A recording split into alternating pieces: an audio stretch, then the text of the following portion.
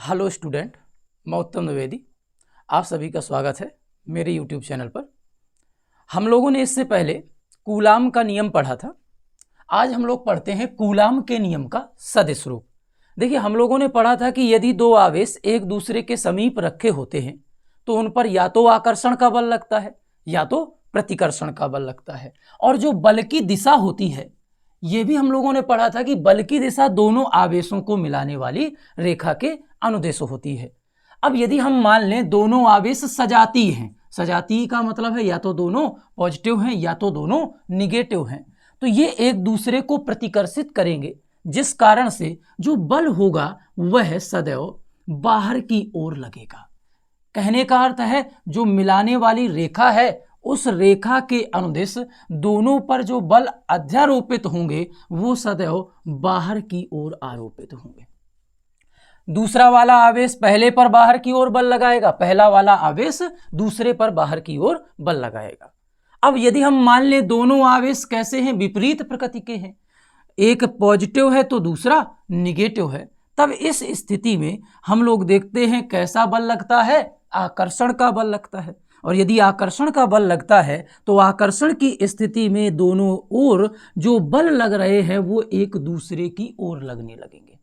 कहने का मतलब है Q1 जो है वह Q2 पर अपनी ओर बल लगाएगा और Q2 जो है वह Q1 पर अपनी ओर बल लगाएगा। अब बल की दिशा यदि होती है तो इसका सदिश रूप भी होगा। तो आज हम लोग पढ़ते हैं कूलाम के नियम का सदिश रूप। मान लेते हैं कि दो आवेश हैं Q1 व Q2, एक दूसरे से कुछ दूरी पर रखे हैं और इस दूरी को हम लोग क्या मान ले रहे हैं, R मान ले रहे हैं। और दोनों आवेश सजातीय हैं। सजातीय का मतलब है Q1 इंटू Q2 0 से बड़ा है।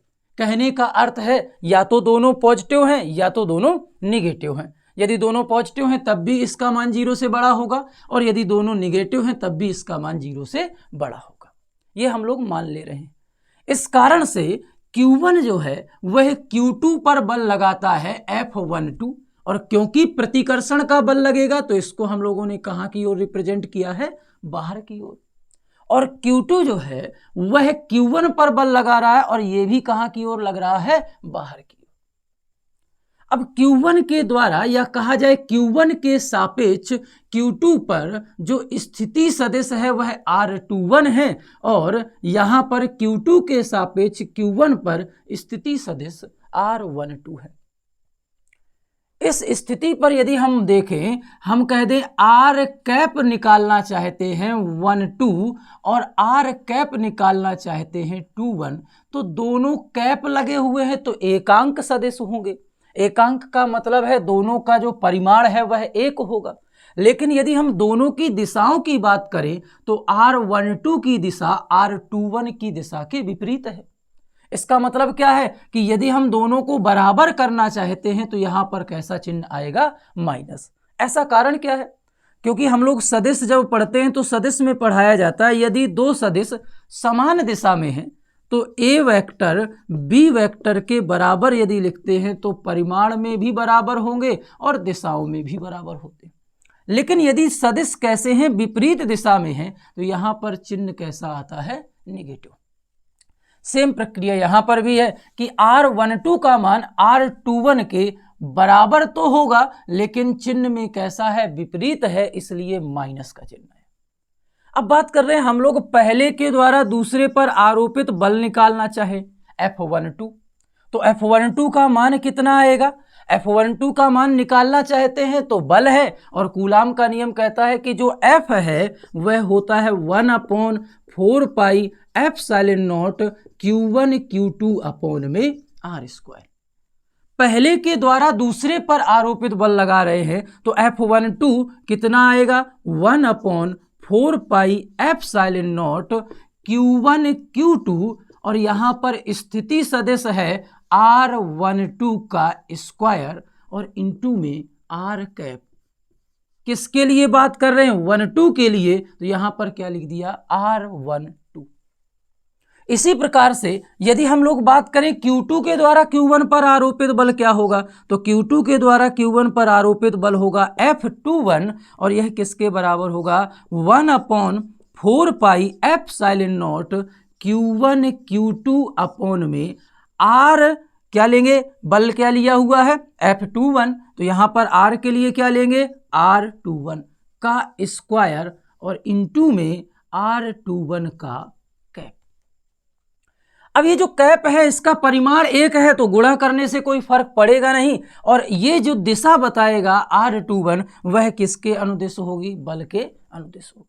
यदि हम इन दोनों में तुलना करना चाहें तो F12 वेक्टर देखो दोनों बराबर होंगे, अंतर किसका है R का है, और अभी बताया ही कि R12 बराबर है माइनस R21 के, तो यदि हम F की बात करें तो F12 बराबर हो जाएगा माइनस F21 के, और इसी को हम क्या कहेंगे कूलाम के नियम का सदिश रूप।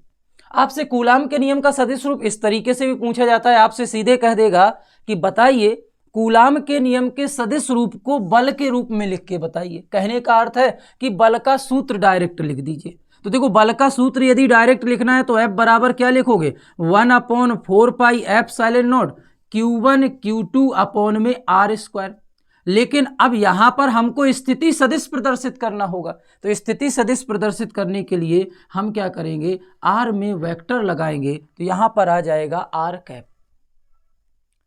ठीक है, अब इसके आगे हम लोग कुछ चीजें और भी जानते हैं, जैसे अगर हम कह दें कि दो आवेश के अतिरिक्त बहुत सारे आवेश रखे हों पास में, और वहां पर आपसे पूछा जाए कि बताइए लगने वाले बल का मान क्या होगा। कहने का मतलब है हम लोग बहुल आवेश ले लें, बहुल आवेश का अर्थ है दो से अधिक आवेश हों, या इसी को हम लोग बोलते हैं अध्यारोपण का सिद्धांत। अध्यारोपण का सिद्धांत कहने का अर्थ है अभी तक हम लोग कूलाम का नियम लगाते रहे दो आवेशों के मध्य, अब हम लोगों को यह दिया जाए कि आवेश Q1 Q2 Q3 Q4 ऐसे ही बहुत सारे आवेश, और एक और यदि मानना है हम लोग मान ले रहे हैं डॉट डॉट Q1 आवेश दिया गया है। कहने का मतलब है हमारे पास में बहुत सारे आवेश दिए गए हैं और आपसे पूछा जाए बताइए कि इनके मध्य लगने वाला बल क्या है। तो देखो अध्यारोपण का सिद्धांत क्या कहता है कि किसी भी आवेश पर लगने वाला बल अन्य आवेशों के द्वारा लगने वाले अलग अलग बलों के सदिश योग के बराबर होता है। कहने का मतलब क्या है हमारा, हम लोग बात कर रहे हैं कूलाम के नियम के अनुसार हम लोगों ने पढ़ा है कि किन्हीं भी दो आवेशों के मध्य आकर्षण और प्रतिकर्षण का बल दोनों के ऊपर आपस में लगता है। कहने का मतलब Q1 Q2 पर बल लगाता है और Q2 Q1 पर बल लगाता है।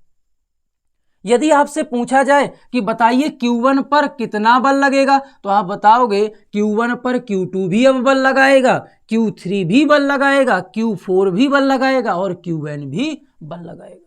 और जब सभी इस पर बल लगाएंगे तो आपसे पूछा जाए नेट बल कितना होगा, तो नेट बल सभी बलों के सदिश योग के बराबर होगा। यदि हम लोग मान लें कि दूसरे के द्वारा पहले पर लगा हुआ बल है F12, ठीक है, तीसरे के द्वारा लगा हुआ बल है F13 और चौथे के द्वारा लगा हुआ बल है F14 तथा nवें के द्वारा लगा हुआ बल है F1n। तो आपसे पूछा जाए बताइए Q1 आवेश पर लगने वाला बल कितना होगा। किस पर, Q1 आवेश पर लगने वाले बल का मान बताना है। तो बहुत ही इजी है, देखो हम लोगों को क्या करना है, Q1 आवेश पर बल पूछा गया है तो Q1 पर कौन कौन बल लगाएगा, Q2 भी बल लगा रहा है, Q3 भी बल लगा रहा है, Q4 भी बल लगा रहा है और Qn भी बल लगा रहा है। तो इन सभी के द्वारा लगने वाले अलग अलग बलों का सदिश योग हो जाएगा। कहने का मतलब है F1 का जो मान है वह बराबर होगा F12 मतलब दूसरे के द्वारा लगने वाला बल प्लस F13 तीसरे के द्वारा लगने वाला बल, F14 चौथे के द्वारा लगने वाला बल डॉट डॉट F1n nवे के द्वारा लगने वाला बल। अब यदि आपको दूरी दी जाए इनके मध्य की तो आप इनके मध्य लगने वाले बलों का मान निकाल सकते हो। किस सूत्र से? 1/4 pi epsilon not Q1 Q2 upon R square से।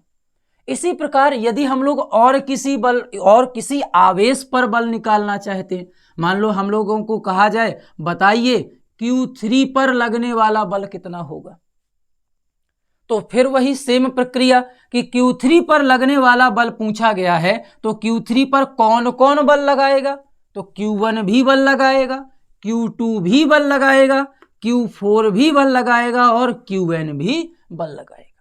तो कहने का अर्थ क्या है कि यहां पर Q1 के द्वारा बल लगेगा तो F31 होगा, Q2 के द्वारा बल लगेगा तो F32 हो जाएगा और यहां पर Qn के द्वारा बल लगेगा तो F3n हो जाएगा।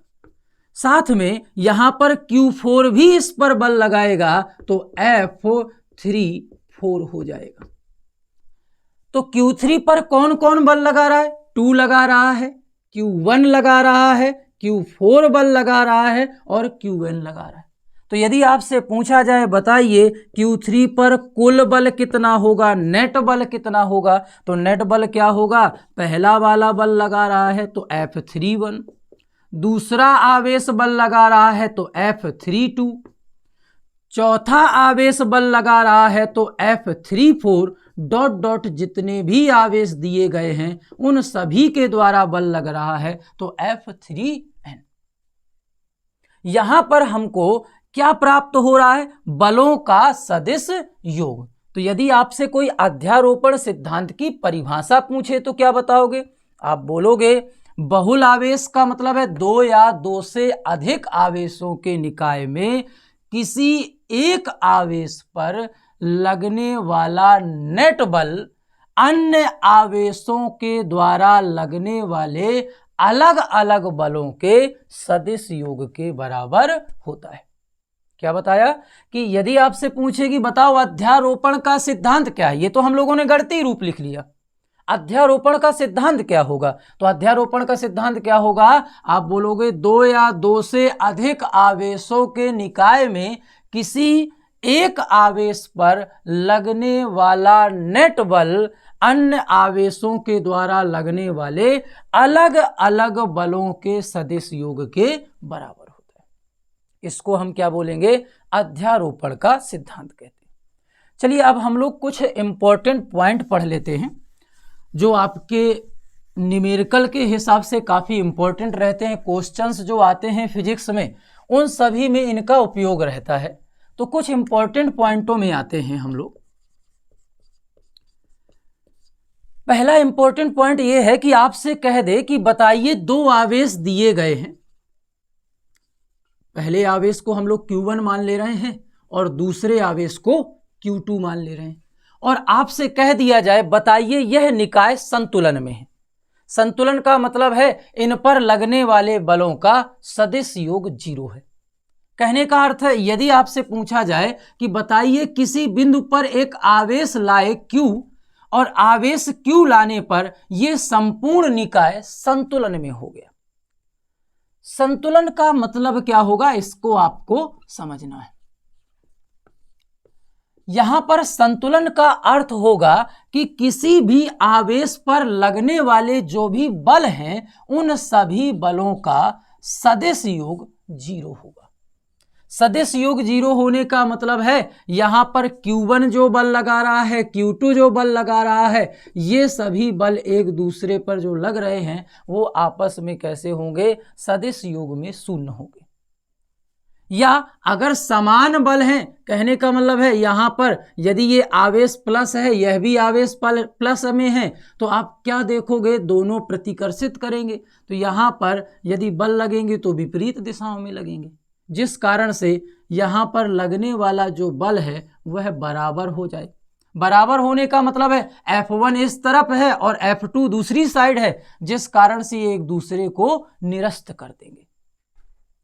तो सिंपल सा आपको इतना याद रखना है कि जब आपसे कहेगा निकाय संतुलन में है, इसका मतलब है किसी भी आवेश पर लगने वाले सभी बलों का योग कितना होगा, 0 होगा। दूसरी इंपॉर्टेंट चीज, अब हमको पता चल जाए निकाय संतुलन में है और आपसे पूछा जाए बताओ निकाय संतुलन के लिए बिंदु कहां होगा। कहने का अर्थ है आपको आवेश दे दिए जाएं और आपसे पूछ दिया जाए बताइए कि निकाय संतुलित करना है, वहां पे हम कौन सा बिंदु लें। तो देखो, इसके लिए हमें दो चीजें मालूम होनी चाहिए कि जो दोनों आवेश दिए गए हैं वो समान प्रकृति के हैं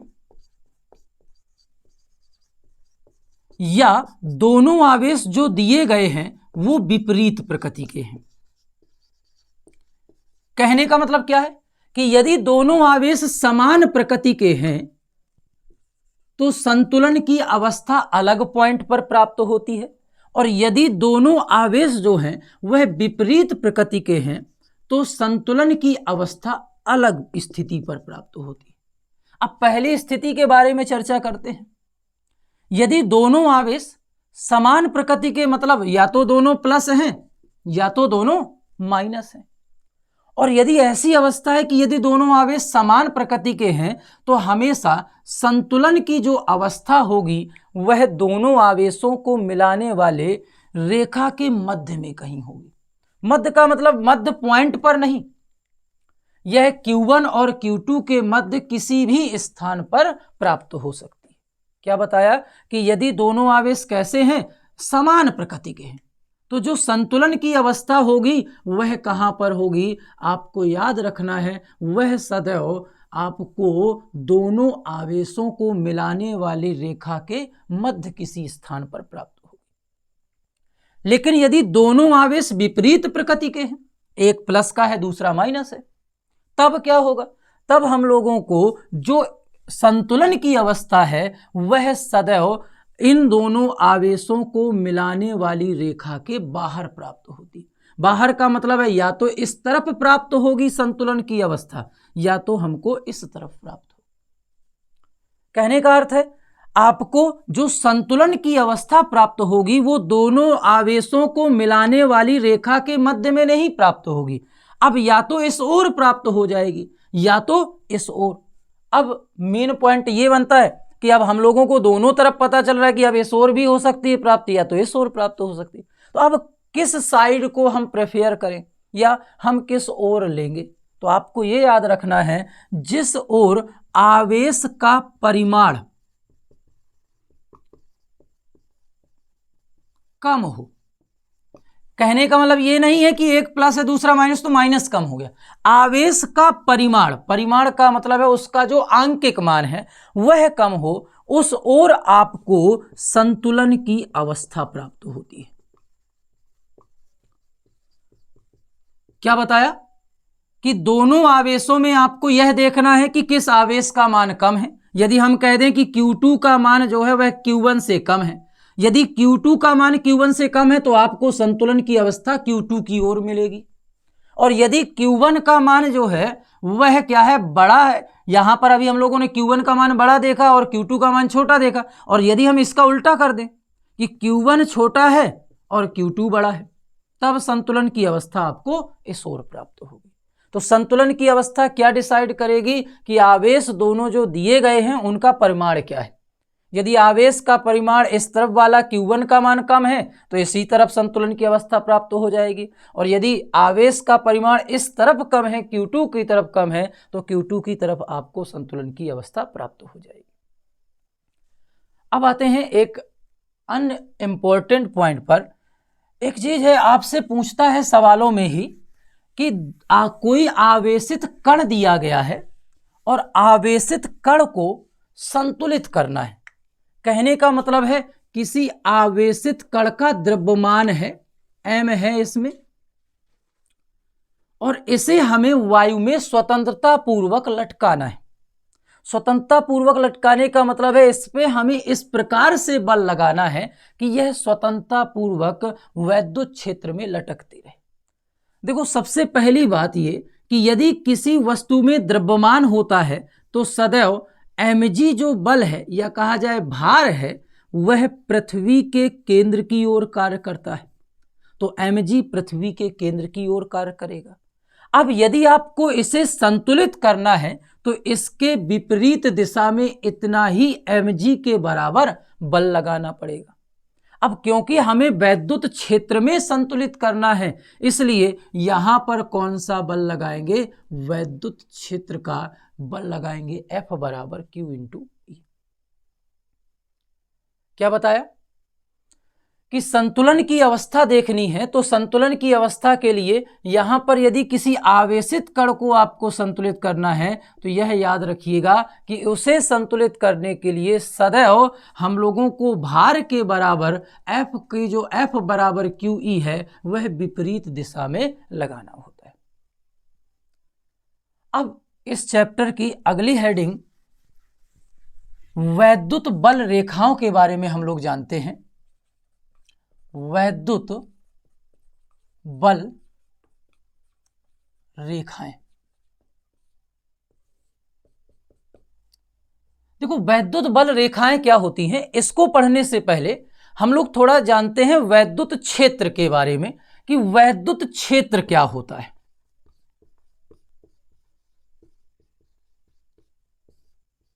देखो, सिंपल सी थ्योरी है वैद्युत क्षेत्र की कि हम लोगों ने पढ़ा है कि कोई भी आवेश है तो वह आवेश क्या होता है, अपने चारों ओर कोई अन्य आवेश लाते हैं तो बल लगाता है। कूलाम का नियम कहता है कि यदि कोई आवेश है तो अन्य आवेश लाने पर उस पर क्या लगता है? बल लगता है। जिस कारण से वहां पर कूलाम का नियम F बराबर 1/4 पाई F Q1 Q2/R² लग जाता है। तो वैद्युत क्षेत्र क्या है? तो देखो, वैद्युत क्षेत्र की अगर परिकल्पना करें या कहा जाए वैद्युत क्षेत्र की परिभाषा दें तो सिंपल सी परिभाषा है इसकी कि किसी आवेश के चारों ओर का वह क्षेत्र, किसी आवेश के चारों ओर का वह क्षेत्र जहां अन्य आवेश लाने पर आकर्षण या प्रतिकर्षण का बल का अनुभव करता है या आकर्षित या प्रतिकर्षित होता है।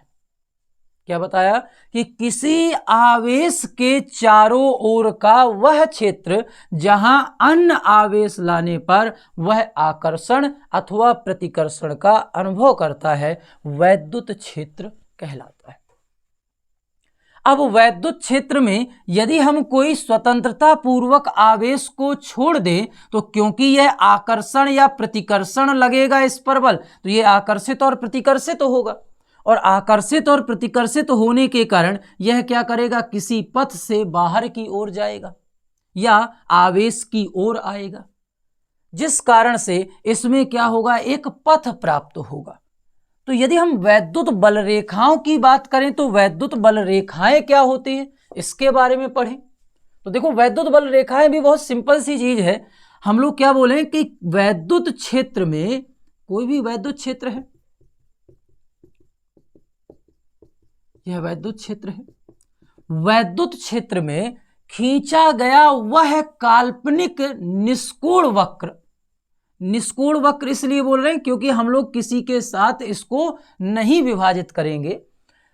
क्या बोला कि वैद्युत क्षेत्र में खींचा गया वह काल्पनिक वक्र जो वैद्युत बल की दिशा का अविरत प्रदर्शन करता है या वैद्युत बल की दिशा को लगातार बताता है, क्या कहलाता है? वैद्युत बल रेखाएं कहलाती हैं।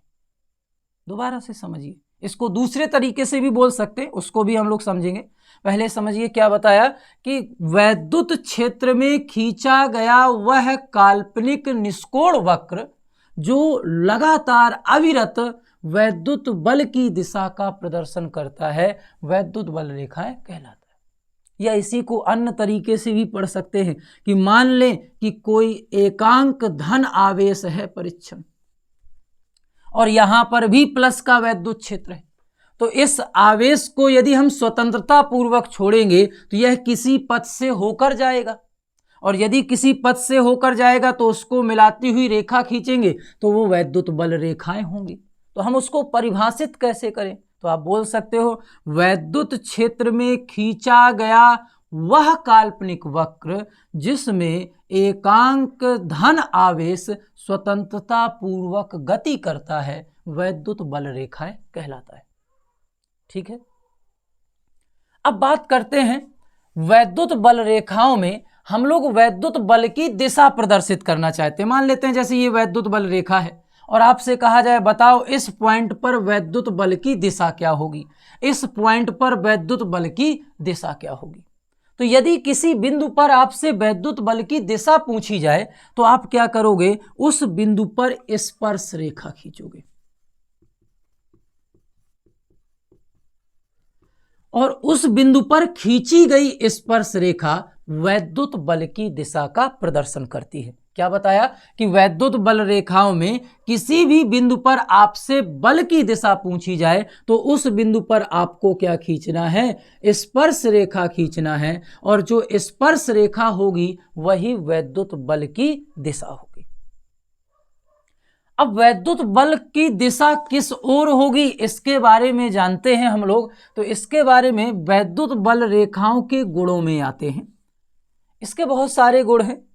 सबसे पहला गुण यह है कि यदि हम मान लें कि कोई आवेश है धनावेशित और वह अकेला स्वतंत्रता पूर्वक रखा हुआ है, तो यहां पर यदि आवेश धनावेशित है तो आपको पता है कोई परीक्षण आवेश प्लस का लाएंगे तो वह प्रतिकर्षित होगा। इस कारण से जो वैद्युत बल रेखाओं की दिशा है सदैव आवेश से बाहर की ओर होती है।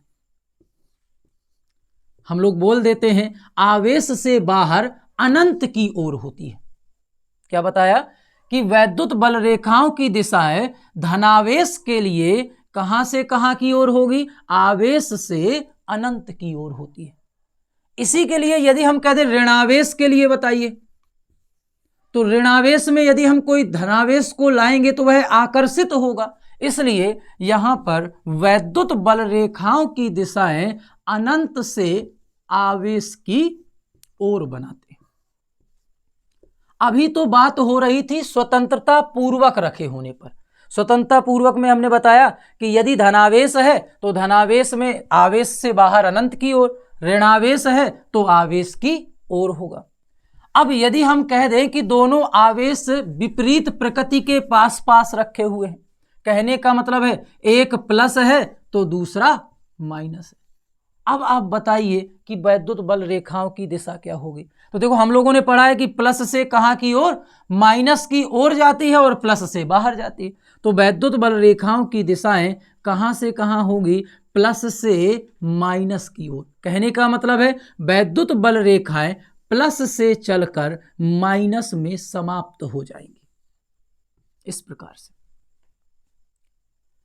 अगली कंडीशन, वैद्युत बल रेखाओं के बारे में क्वेश्चन आता है कि क्या वैद्युत बल रेखाएं एक दूसरे को काटती हैं। कहने का अर्थ है प्लस से माइनस की ओर गई हैं वैद्युत बल रेखाएं, तो क्या ये एक दूसरे को किसी बिंदु पर काटेंगी या फिर एक दूसरे के समांतर जाएंगी। तो देखो अगर हम बात करते हैं वैद्युत बल रेखाओं की, तो वैद्युत बल रेखाएं एक दूसरे को कभी नहीं काटती। क्यों नहीं काटती? क्योंकि हम लोगों ने अभी इससे पहले पढ़ा था कि वैद्युत बल की दिशा होती है स्पर्श रेखा की दिशा, और यदि हम इस पॉइंट पर स्पर्श रेखाएं खींचने जाएंगे तो अब हमको स्पर्श रेखा एक ऊपर भी प्राप्त होगी और एक नीचे भी प्राप्त होगी, जिससे बल की दो दिशाएं प्राप्त होंगी, और जो कि कैसा है, असंभव है। क्यों असंभव है? क्योंकि किसी बिंदु पर बल लगाओगे तो उसके परिणामी की सदैव एक ही दिशा होगी। इस कारण से यहां पर बल की दो दिशाएं होने के कारण वैद्युत बल रेखाएं एक दूसरे को कभी नहीं काट सकती। कहने का मतलब है कि जो भी वैद्युत बल रेखाएं हैं वह एक दूसरे से निश्चित दूरी पर, या कहा जाए एक दूसरे को कभी प्रतिच्छेद नहीं करेंगी। ठीक है, आज की क्लास में बस इतना ही पढ़ते हैं।